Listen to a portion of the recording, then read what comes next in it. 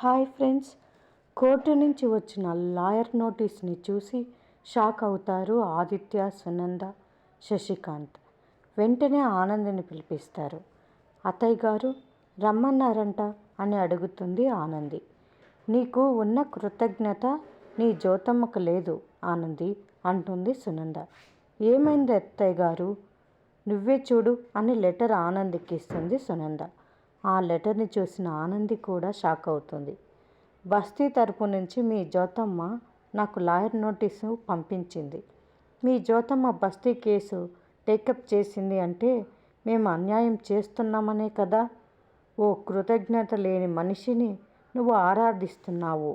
ఆవిడ మాత్రం నువ్వు మా ఇంటి కోడలని విషయం కూడా మర్చిపోయి నాకు లాయర్ నోటీస్ పంపించింది అని సునంద అంటుంది.